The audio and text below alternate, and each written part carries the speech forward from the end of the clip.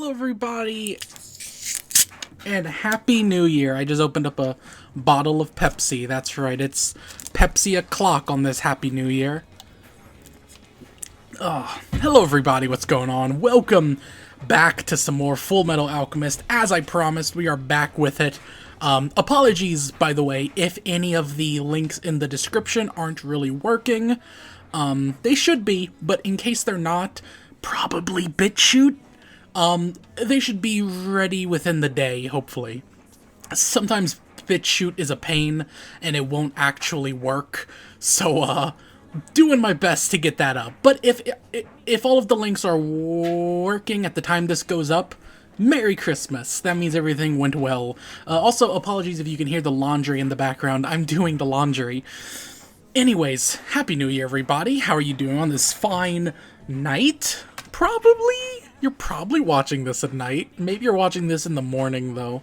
Anyways, hello. Welcome to 2021. Hello, everybody. I would like to do an update video soon, kind of talking about my 2020 and everything that happened to me personally, and also in terms of the videos, because I think, you know, it was an interesting thing that I did as I watched everything. Fun fact, if I'm remembering correctly, I started Full Metal Alchemist 1 year ago today, on New Year's, I believe. So it's taken me, a year to watch. How many episodes is this? Like 57? Whoopsies. Mind you, I've also watched the OVAs, so it's more like 60 to 160 something. So, you know, listen, give me some credit. Yes, it's taken me a year to watch 50 some episodes, but on the other hand, listen, alright? Don't sass me. Anyways, yeah, with all that said, there's a lot to say about 2020 and the stuff I did this year, and I would like to talk about all that, but not in this video. This is simply a redirect. We'll do all that in an update video down the road. Sooner or later, it'll probably be titled, I don't know, whatever the Reincarnated as a Slime Season 2 opening is called. I'll probably call it that, because that's what I do with the update videos. Anyways, hello. Happy to be back here with everyone. Actually, what's the Attack on Titan Season 4 opening called? Attack on Titan Season 4 OP. What's it called? My War. My Update. That's tempting. Okay, anyways, this isn't an update video though, so it doesn't matter. This is also going to be a bit of a quicker redirect. I think I said the previous one was going to be quicker too, and it was one of my longer ones. Not longer ones, but it was relatively long, all things considered. So, but listen, alright, this one is going to be quick, I swear. Probably, maybe. With that said, let's jump into these episodes here, because I feel like, we don't need to mess around here and start talking stuff, you know, because, let's just jump into the episodes, dude. Let's just jump into it, alright? I have the thumbnails here, and let's jump into it, dude. I don't have too much to say. I want to get to these episodes and talk about them a little bit. As I said, this redirect will probably be a bit shorter. In fact, considerably shorter, considering there were only 3 episodes, and similarly to what I said in the previous one, I don't feel like I have a ton to talk about here. In the last redirect that you guys watched yesterday, assuming you watched this when it came out, in that one, I think it was so long because I just kind of went off on tangents. For this one, I don't think I have a lot to say. A lot is happening in the show, and I'll talk about that a bit as we go into it, but so much is happening that it's hard to even really talk about it in any kind of detail.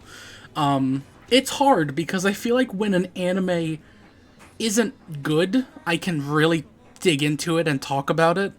And when an anime is really good, and it's really shocking me with how good it is, such as Hunter x Hunter, I can really go deep into it and really analyze, you know, why I think this is better than the previous stuff, or when an anime is really good and there's shocks and twists around every corner, I can talk about that. Full Metal Alchemist right now is hard to talk about because it's always been good. It's been consistently good for the past 50-some episodes, and even though it's really, really, really good, we are in the dead center, seemingly, of the arc. So there's not a ton to talk about, but there is a little bit, so let's just jump right into it with episode 55. Oh, Bradley! Should I read the Wikipedia thing? I usually read the Wikipedia entry for the episodes, just to remind myself of what happens, and to be quite frank, I think I should, because I forget a bit of it. The Adult's Way of Life. I forgot that was the title. The Armstrong siblings have trouble fighting off Sloth and the mannequin soldiers until Izumi and Sig arrive. Right, Izumi and Sig happened. Jeez. Through their combined efforts, they manage to inflict enough damage on Sloth to finally kill him before turning their attention to the mannequin soldiers. Meanwhile, Father attacks Hohenheim. I totally forgot that happened. Underground, and in the midst of the battle, Hohenheim asserts that Father created the homunculi as a substitute family. Father attempts to take the Philosopher's Stone from within Hohenheim, but is unable to do so. Yes, that happened. Briggs Fortress soldiers declare the majority of the Central Command headquarters captured and start to celebrate. However, Bradley, still alive, approaches the headquarters, promising to reclaim it. Like, even that recap was really short. That was 3 lines of dialogue. Usually these are like 5 lines of text. This was 3. Like, despite so much happening, it's not a lot in terms of like raw numbers of like things happening. It's just, this happens and it's really good, and then this happens and it's really good. Anyways, yeah, let's quickly talk about that. Freaking Izumi and Sig showed up. To be quite honest here, I feel the need to talk about this a bit. You guys know me, I don't like to get serious on this show, but Sloth didn't deserve to die. Sloth was just doing his job, man, and he fucking died, dude. And it's fucked up, you know? I'm not gonna pretend like it's not. Sloth was my man. He was my G, if you know what I'm saying here. And just the fact that he died was really sad. I was really hoping, even though it made no sense, that we would find a way to save Sloth, because I really think he just wanted to chill, but he couldn't, because like he's a homunculi controlled by Father, so he has to do what he's told.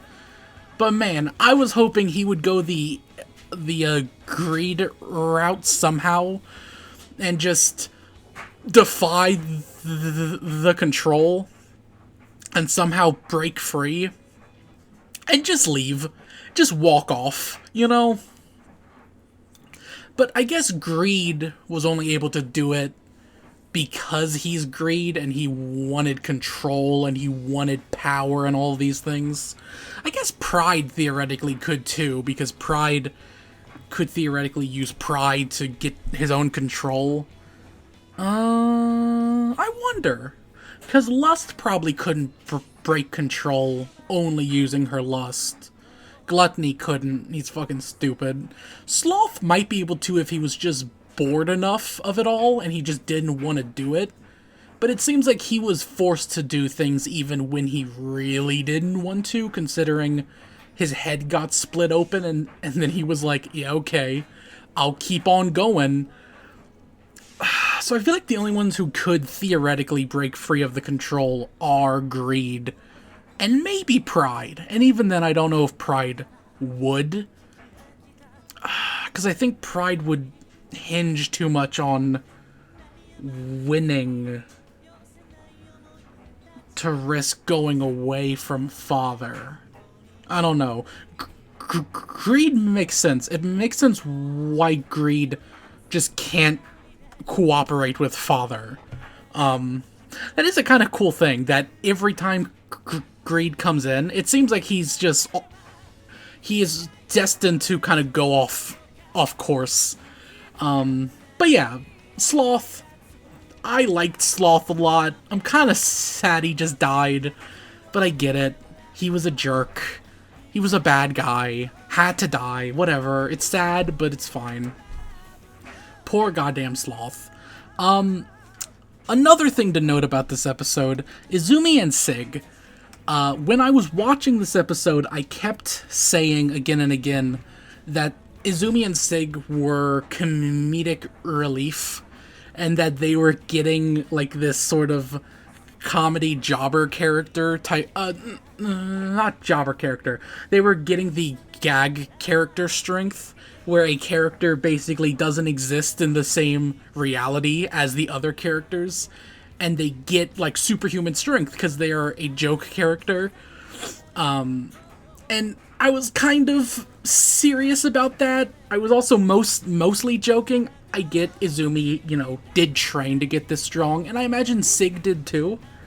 I don't know if they've ever talked about Sig. I almost have the feeling he's talked about more in the manga or in the 2003 series.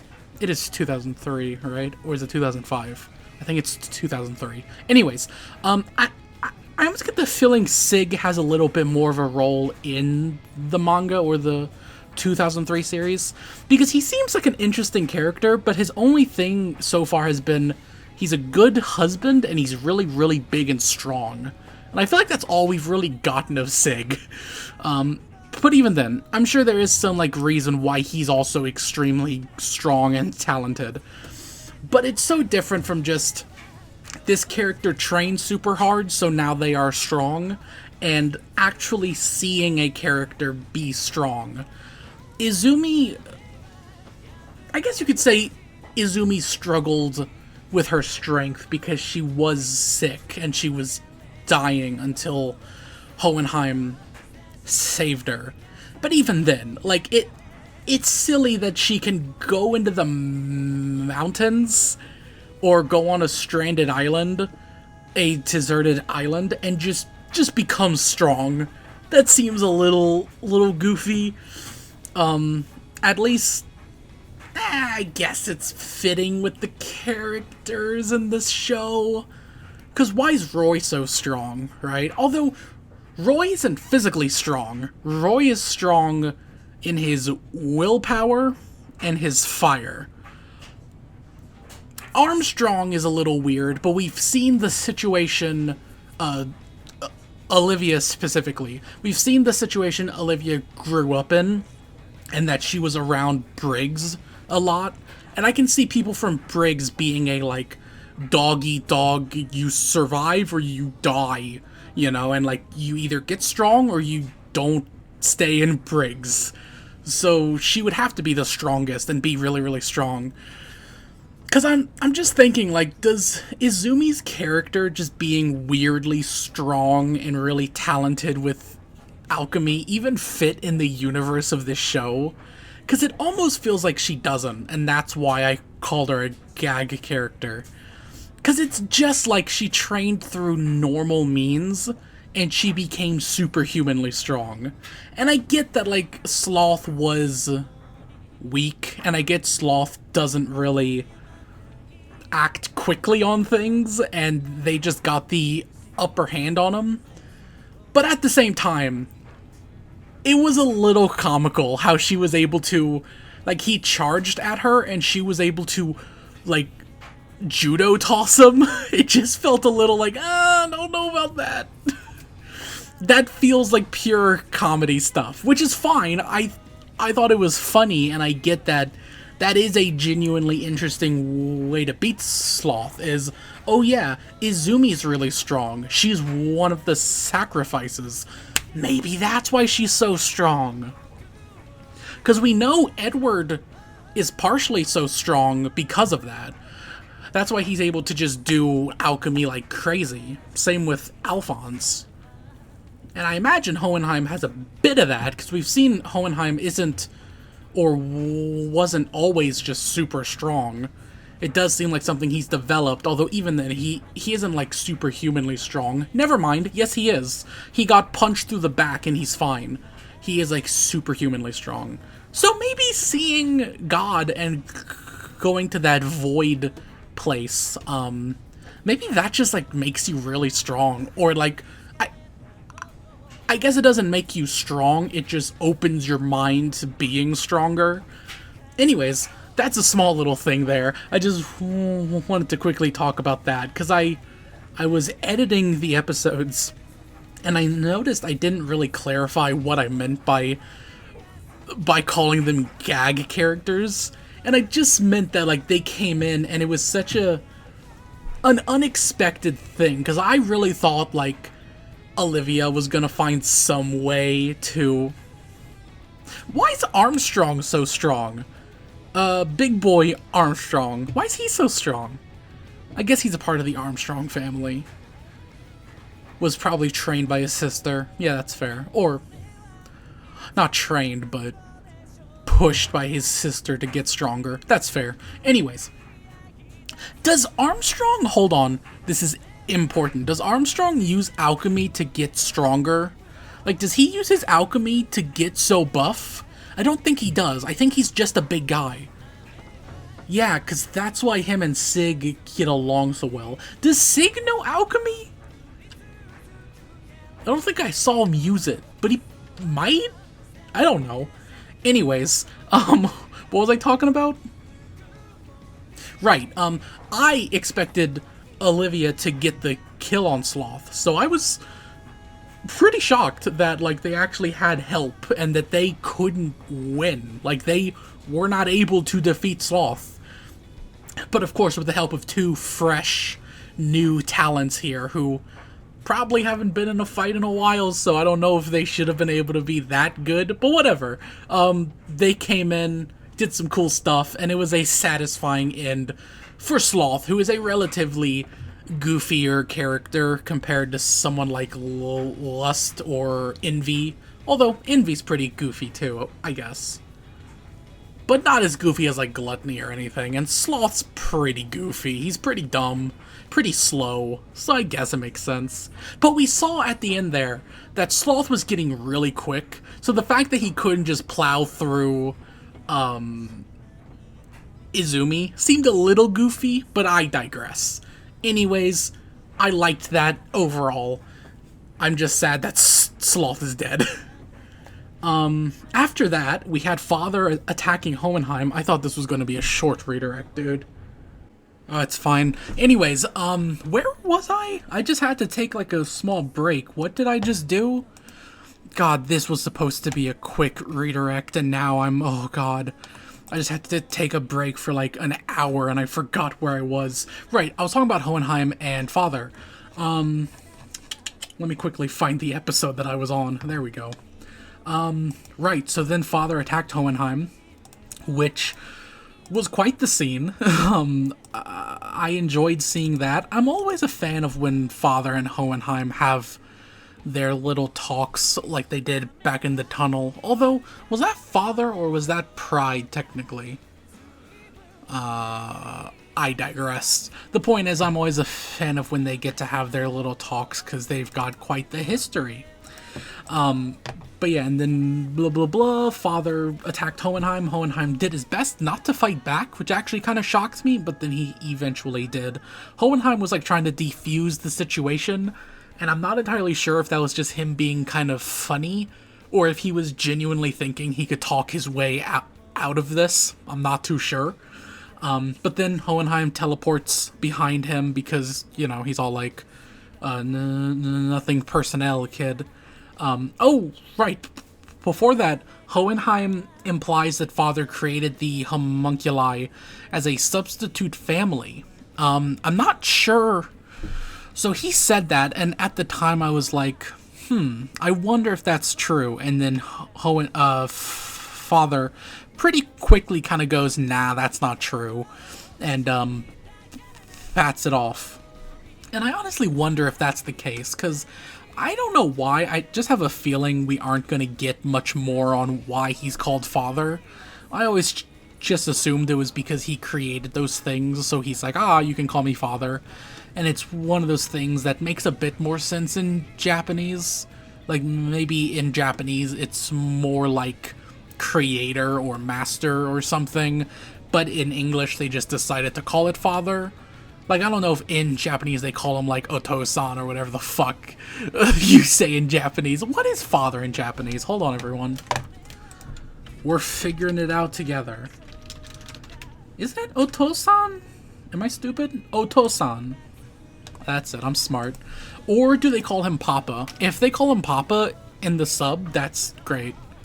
But yeah, I always assumed that was just kind of a fun little thing that they do, but I didn't think there was any, like, meaning behind it. But the idea of, like, him making a, substitute family, I guess. I was thinking, what's another word for that? Substitute family is not what I was thinking of. Like a kind of proxy family that, even though he doesn't treat them like family, considering he, you know, ate greed, which was pretty mean, he still does seem to at least treat them decently well, except for Sloth, who did not deserve anything that he had happen to him.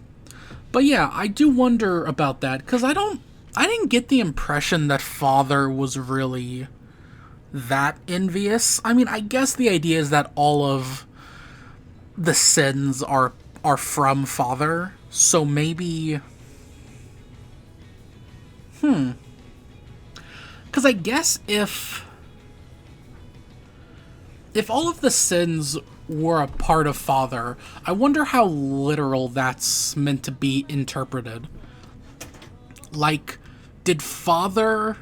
Like, I get all humans have the 7 deadly sins in them, but, like, I don't know how, like, directly related to Father those sins are, or if it's just kind of like they are all of that one sin, or if they are specifically Father's part of that sin. Because we know Envy was very envious of humans and their...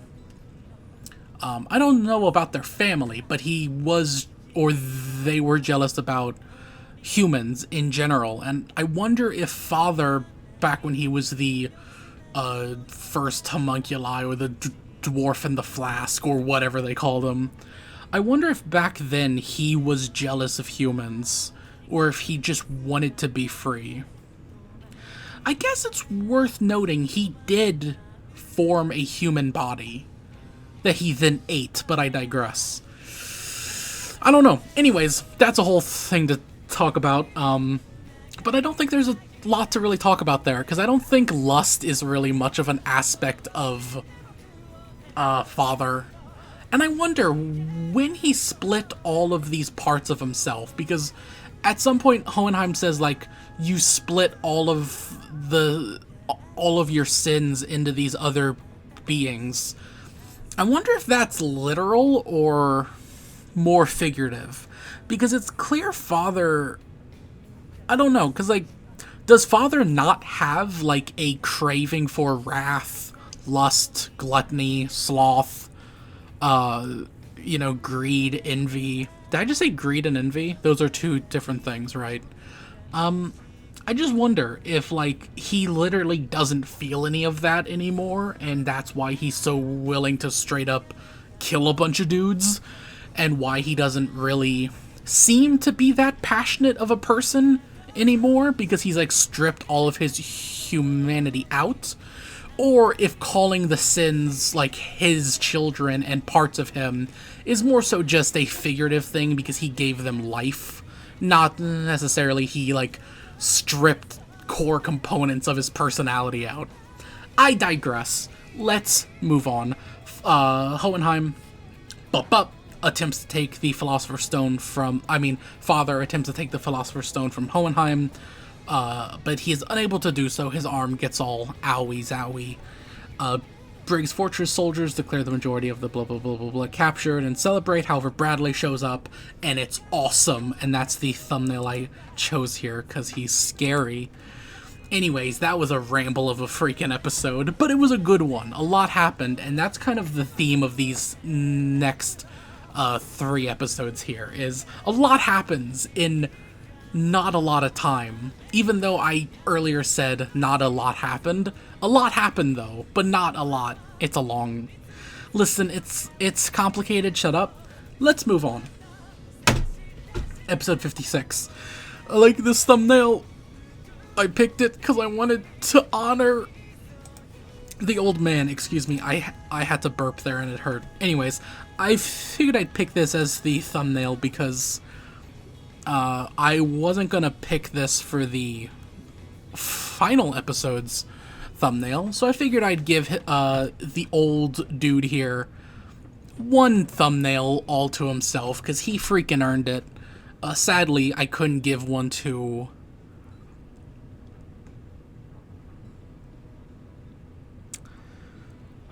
What's his name? Fuck.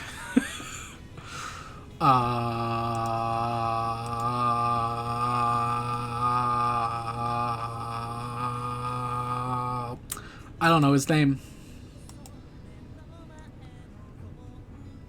Buccaneer, that's it. My apologies, everyone. Sadly, I couldn't give one to Buccaneer since I wanted the final thumbnail to be of Edward being all torn apart. But I hope that this old man thumbnail will give everyone some kind of peace. Anyways, episode 56, The Return of the Führer. Good job, Bradley. A flashback shows Hohenheim's escape into the desert after the destruction of Xerxes and rescue by Jing merchants. Which is a great scene because he's like talking to someone and I'm looking at that going like, wait, does he know the merchants? What's happening here? And then it's like, oh, I see. It's cool. Hohenheim reveals that when Father tried to steal his Philosopher's Stone, he infused souls from within the stone into Father's body to destroy it from the inside. However, Father is able to survive outside of the skin, which is his container, and shows his true form, which is like a weird shadow man. That's kind of weird. How does he do that? How does he do that, everyone? Full Metal Alchemist lore question for all you nerds out there.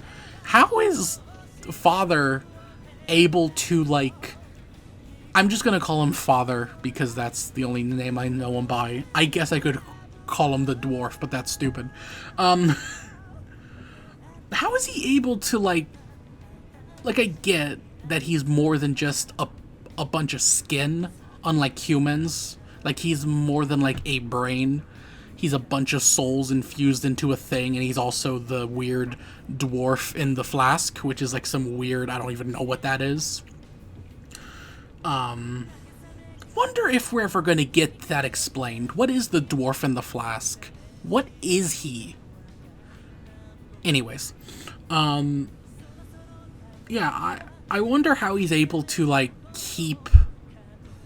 I wonder if it's like the Philosopher's Stones just allow him to form into a humanoid body, but is that, like, a strict thing, or can he change that at will, I wonder? I don't know. Also, another thing I definitely do want to talk about, I didn't get to talk about it too much because, you know, the episode kept on going, but I do definitely want to quickly talk about, the scene where Hohenheim... Well, first off, he talks about how he can hear all of the Philosopher's Stones that are... Or all of the souls that are inside of him, which is super metal. I did not realize that was, like, even possible. Like, I get that, that Greed can hear Ling, so it shouldn't be that surprising, but I always just assumed once they became the stone, like, that was it. Unless you had, like, an overwhelming power, you were just, like, lost in a sea of consciousness, and you were basically dead for all intents and purposes. It was just pure darkness forever. But I like the idea that if you listen, they can talk to you. And the idea that you are conscious and alive in the stone, and as it's being used up, you are, like, killing them. It's brutal, man. Although it does give a bit of beauty to when they finally kill, like, gluttony and lust and greed and all them. Not greed, envy. and sloth. It does give a bit of beauty to that, because at the very least, those souls finally get extinguished, and they get to, like, rest in peace, which is kind of nice, I guess. I mean, it's still sad, but, you know, at least there's, like, something good there. I mean, yeah, it's still sad that they're gonna die, but what the heck keeps happening? I keep hearing, like, a creaking sound, and it's distracting me. Anyways, but yeah, the idea that, like, the people in the stone are still at least somewhat conscious enough to have a conversation with Hohenheim, like, that's crazy, dude. That's super dark and super not cool to think about. And it also makes the whole act of putting people in the stone way more evil, because you aren't just killing people, you are literally dooming them to basically hell, which is awful. At least until that stone is used up. So, you know, that's fucked up. And I also wonder if that means the people in the stone, when Alphonse was using it, literally were like, oh, hell yeah, use us, that's awesome. I wonder. Anyways, I digress. We get to the real big part here, where Hohenheim puts the souls from him into Father, because Hohenheim is basically a Philosopher's Stone. Although, this does say Father was trying to steal the Philosopher's Stone, but Hohenheim is a Philosopher's Stone, right? Like, he is filled with souls in his body, not even, like... Right? Because Hohenheim isn't... Hold on. Yeah, Hohenheim is a Philosopher's Stone. He doesn't have one in him. The homunculi are powered by a single stone. Hohenheim is a stone. Hohenheim got all of the souls put into him. So I guess what Father was trying to do was absorb the souls out of him for power. But instead, Hohenheim directed the souls into Father and then cut him off. I guess that's the idea here? Feel free to clarify in the comments if I'm stupid or not, but I was under the impression that Hohenheim was literally a Philosopher's Stone. Like, he had souls in his entire body, and not that he had a single stone in him, right? Although maybe Hohenheim sent the souls into Father directly, but Father was trying to collect all the souls into one spot and form a stone. Maybe that's what he was trying to do. I don't know. Either way, we then get the scene where all of the souls from inside Father just straight up start sending spikes through him, which is by far one of my favorite visuals in the entire series. And if it wasn't for this old man's death, that would have 1,000,000% been the thumbnail. It's such a cool visual, the idea of just, like, these spikes jutting out of him. It's really cool, man. Like, the idea of all those people who died in Xerxes just going, man, fuck you, and just, they're just killing them. Kind of interesting. I wonder why no other Philosopher's Stones act that way. My only guess for why that doesn't happen more often, because I don't see why, like, the Philosopher's, the souls inside of Gluttony wouldn't just straight up go, like, no, and just, like, kill him. I don't see why they wouldn't, or at least try to fight back. My only guess is that it requires a lot of speaking to the souls inside of the Philosopher's Stone to kind of get them to understand what's happening, what their situation is, and why they need to, like, force their power out. I imagine there is some off-screen sort of, not training, because at the end of the day it is just talking to the souls, but I imagine there is a process to allow the souls to kind of overpower the Philosopher's Stone and, like, do things of their own will. And I imagine that requires a lot of talking to them and allowing them to, like, process what is happening and process where they are and all that. Because otherwise, how would they even know they can do that, right? And to be fair, great plan by Hohenheim to just be like, all right, get in him and tear him up. That'll be dope. Sadly, Father crawls out of his skin because he's a jerk and gets the heck out of there. What a dick. Meanwhile, Bradley begins his solo attack on the headquarters and decimates the defending forces, even destroying Buccaneer's auto mail arm and rallying the central forces, who regroup. Fun fact also, Bradley destroyed a tank. That's one of my favorite parts in this entire series, is Bradley literally running down a tank and a tank just backing up in fear. It's really, really good. It's a great visual.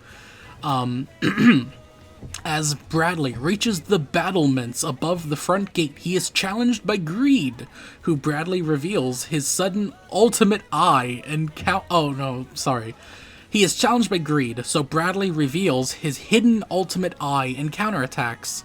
Has it ever been explained what the eye is? Is it just like he can like just go harder? Or can he like perceive a few milliseconds into the future or something? I don't know. Anyways, Buccaneer allows himself to be stabbed in order to remove Bradley's sword. Good move. Although Bradley soon arms himself with daggers. Bad move. Meanwhile, Central soldiers are reinforced by the 3rd Guards Battalion under Gamlin? I've never said his name. So Fallman... Who the fuck is Fallman? And Fallman's the guy with the gray hair, right? And the remaining Briggs Fortress fight a defensive action. Suddenly, Fu arrives and launches his own attack on Bradley. Doesn't Fu kill a bunch of dudes? Like, doesn't he go into the main hall, throw out all those smoke bombs and kill people? Or does he knock them out? I forget. Either way, Fu shows up and he's like, I'm gonna kill you. And that's the episode. A good episode, a lot of good stuff happening. The stuff with Father and Hohenheim was really interesting and cool. I liked it. I liked the explanation on further, further explaining how exactly the Philosopher's Stones work, of course. I think that's interesting. And of course, Greed showing up. This show's weird how it can, like, go for so long without showing a character like Greed. And when they show up, it almost feels like... It feels more important than just, oh, this character came back into the story. It felt like he had been gone for, like, months. And, like, oh my god, Greed came back! But obviously he's coming back. Like, yeah, he's in the story. He was there, like, 5 episodes ago. Obviously he'll come back. But it was just so satisfying to see, like, oh yeah, Greed and Bradley get to fight again. That's cool. It was dope. Speaking of dope, next episode. I wanted Greed in the thumbnail, but then Edward had to go and die. We'll talk about it later. Actually,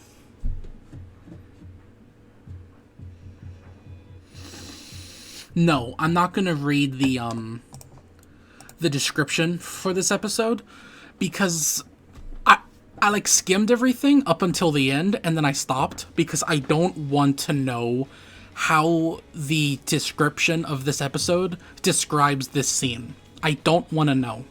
Because I feel like it might say, like, and then Edward and Alphonse are transported to the void or something, and I don't want to know that. I'm still not entirely sure what is happening here. I mean, obviously they're being quote-unquote sacrificed, but I don't know what that means. So I'm going to just sit here and wait and not read what the fuck that means. But I can quickly talk about the episode a bit. Greed and Fu continue to fight Bradley. Bradley gets freaking owned.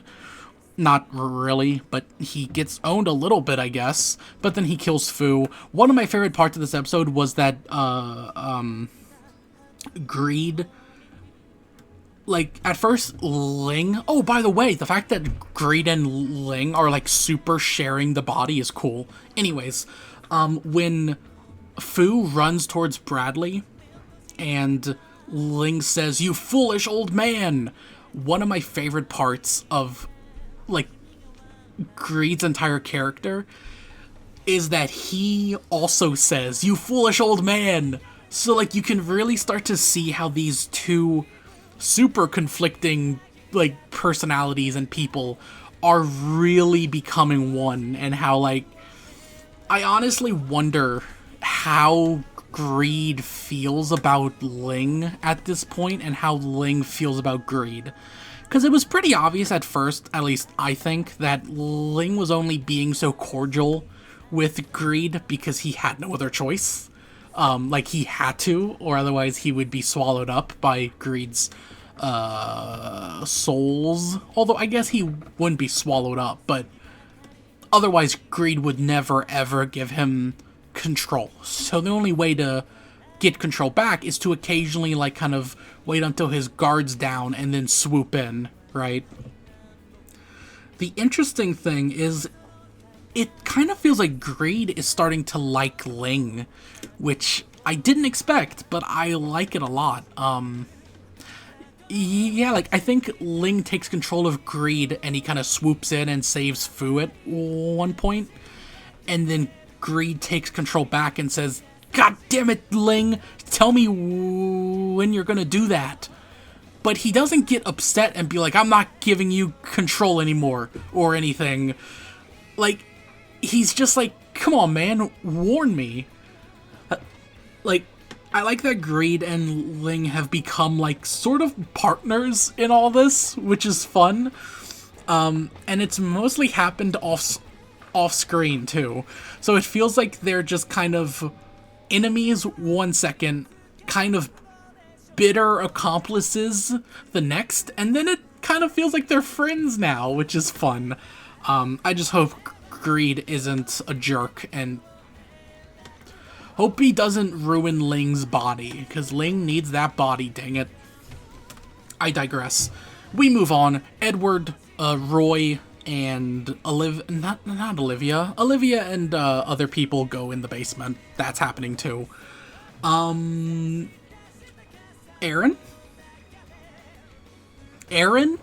Edward. Have I been saying Aaron this whole time? Whoopsies.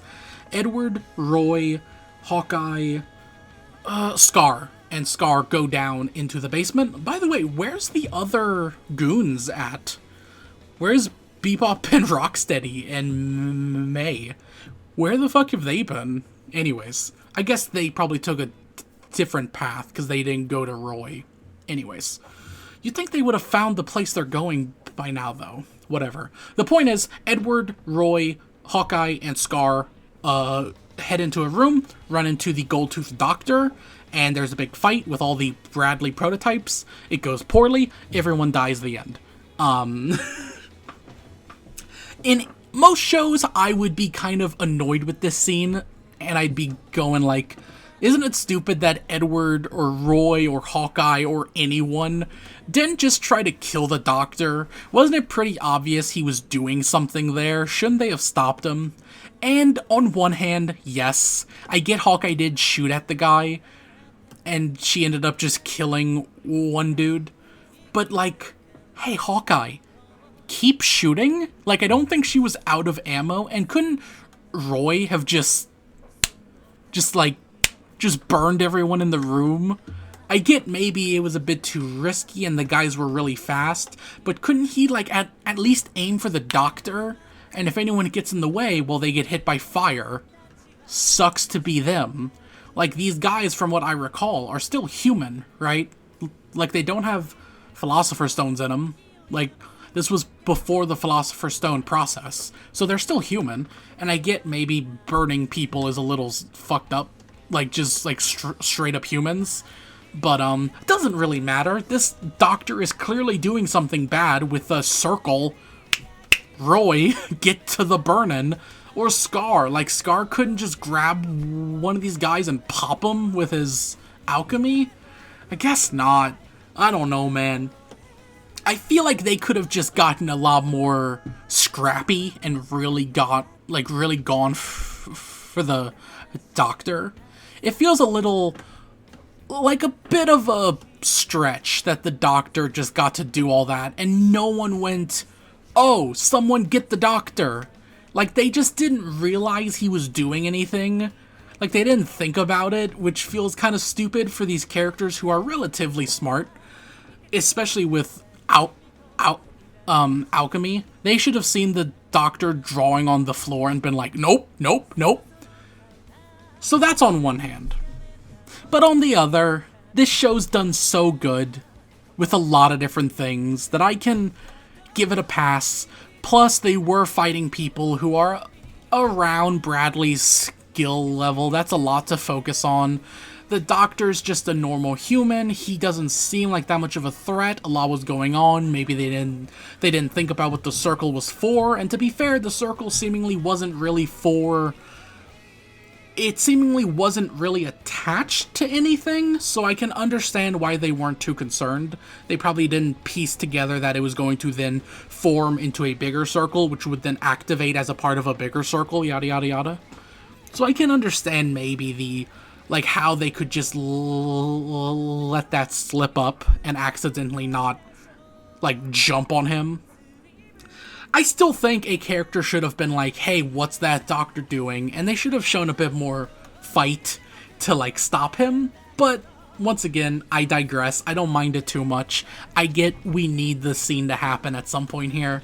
Feel like maybe the doctor could have been in a different room or something, but whatever. It's still fine. And it leads to probably one of the worst cliffhangers I've ever stopped on, where Edward Alphonse...